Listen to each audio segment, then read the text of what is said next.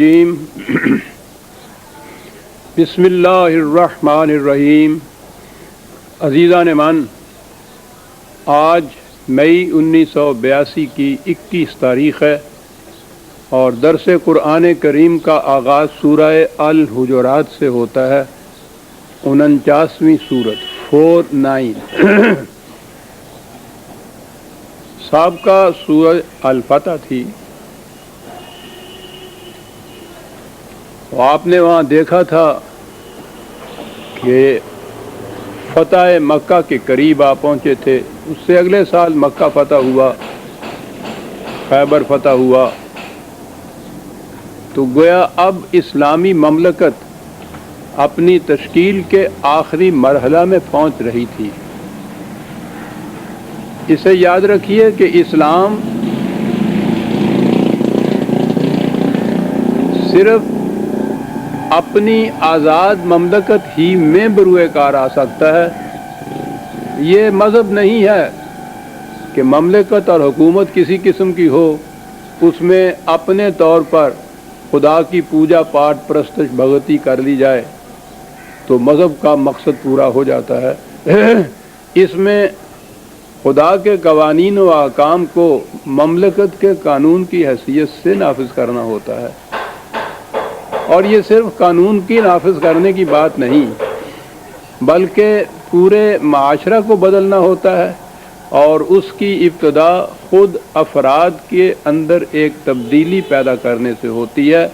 اسے بھی یاد رکھیے کہ یہ قوانین خداوندی یا نظام خداوندی یا اسلامی مملکت کے اندر قوانین مکینیکلی نافذ نہیں ہوتے، مشینی اعتبار سے یہ نافذ نہیں ہوتے۔ مشین کو چلانے کے لیے اس ڈرائیور کا ٹیکنیکلی قابل ہونا ضروری ہے، وہ جانتا ہو مشین کیسے چلتی ہے، اس کے کیریکٹر سے کوئی واسطہ نہیں ہوتا۔ یہ جب بھی سرٹیفکیٹ دیتے ہیں ڈرائیونگ کا تو یہی دیکھتے ہیں کہ وہ موٹر چلانا جانتا ہے یا نہیں، یہ نہیں دیکھتے کہ اس کا کیریکٹر کیسا ہے، اس کی سیرت و کردار کس قسم کی ہے۔ اور سیکولرزم کے اندر بھی یہ جو قوانین نافذ ہوتے ہیں وہ مکینیکلی نافذ ہوتے ہیں، صرف قانون جاننے کی استعداد اور قابلیت ہی ضروری ہوتی ہے، سیرت اور کردار کا اس سے تعلق نہیں ہوتا۔ لیکن اسلامی نظام یا مملکت بالکل اس کے برعکس ہوتا ہے۔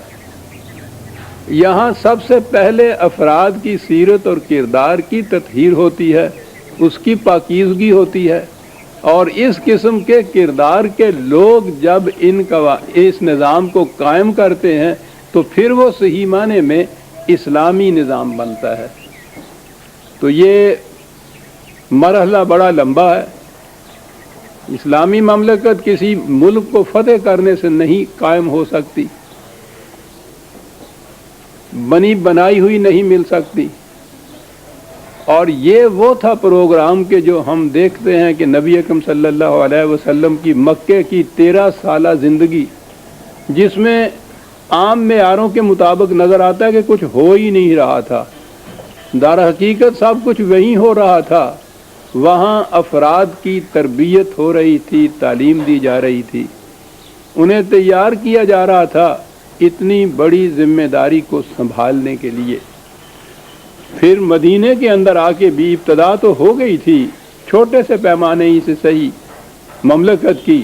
حضور نے یہاں آنے کے بعد جو پہلا معاہدہ کیا ہے یہودیوں وغیرہ سے، وہ بھی مملکت کی سطح کے اوپر تھا، تو ہو تو گئی تھی یہ ابتدا اس کی، لیکن بتدریج آہستہ آہستہ یہ اپنے تکمیل تک پہنچتی ہے۔ تو ساتھ ہی ساتھ تعلیم و تبلیغ کا سلسلہ بھی جاری تھا، تعلیم و تربیت کا سلسلہ یہ بھی جاری تھا، اور پھر مملکت کے مختلف گوشوں کی تدوین بھی ساتھ ساتھ جاری تھی۔ عربوں کے ہاں اس سے پہلے کوئی نظام حکومت تھا ہی نہیں، وہ منظم حکومت کے تصور سے بھی آشنا نہیں تھے۔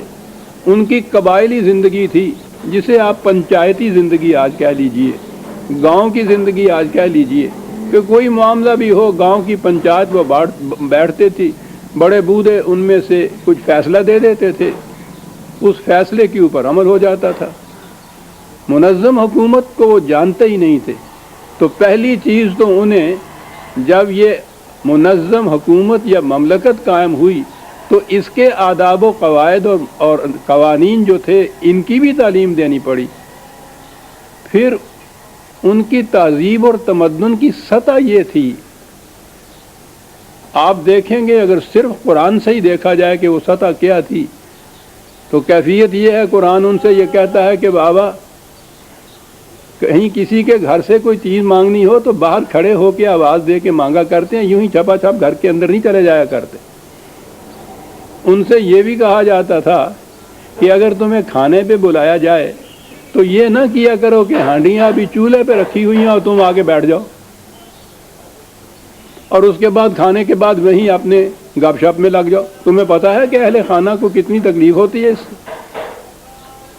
انہیں یہ بھی بتانا پڑتا تھا کہ چلا چلا کر نہیں بولا کرتے، اکڑ اکڑ کر نہیں چلا کرتے۔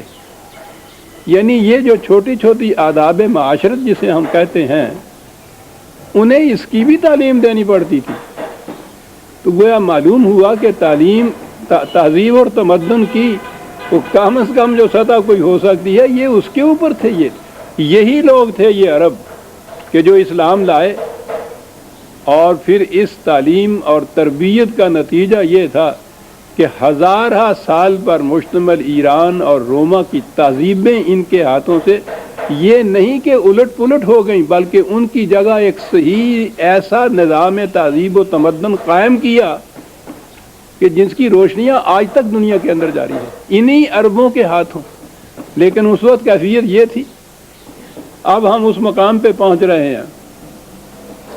اس صورت سے آگے ہم چلیں گے تو آپ دیکھیں گے تو گویا اب ایک نیا انقلابی دور شروع ہوتا ہے جس میں مملکت کے آداب و قوانین بھی سکھائے جا رہے ہیں اور افراد کی تہذیب اور تمدن کی سطح بھی بلند کی جا رہی ہے۔ یہ دونوں قسم کے احکام اب آپ کو ملیں گے اور اس کی ابتدا سورہ الحجرات سے ہوتی ہے۔ حجرات تو آپ جانتے ہیں چیمبر یا کمرے کو کہتے ہیں، حجرات اس کی جمع ہے۔ تو اس اعتبار سے آگے بات آئے گی کہ اس سورت کا نام ایک لفظ آئے گا یہی حجرات کا۔ ابتدا ہوتی ہے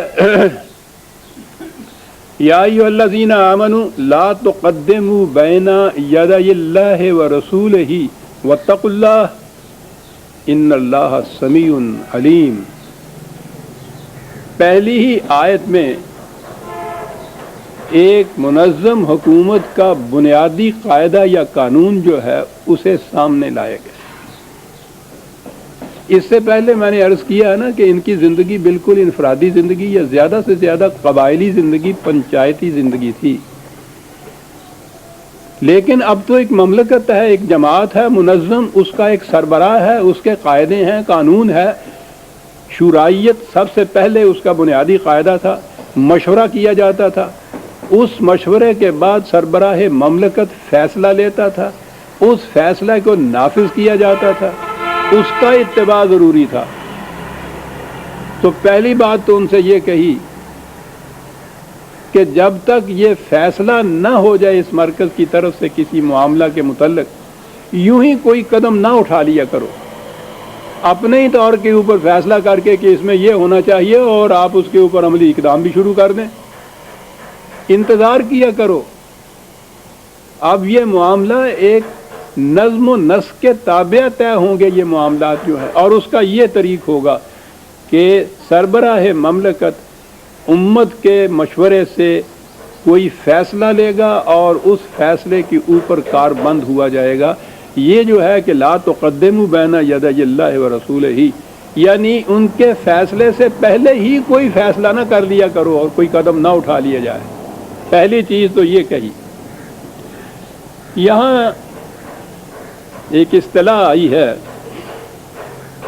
میں سوچ رہا ہوں کہ وہ اس مقام کے اوپر اس کی تفسیر تو نہیں بیان کی جائے گی، بڑی اہم چیز۔ اللہ اور رسول کا یہاں لفظ آیا ہے۔ اللہ اور رسول کے فیصلے سے پہلے ہی تم لوگ کوئی قدم نہ اٹھا لیا کرو۔ اللہ اور رسول، یہ کیا ہے اصطلاح؟ یہ وہ اصطلاح ہے کہ جس کے صحیح مفہوم سے اس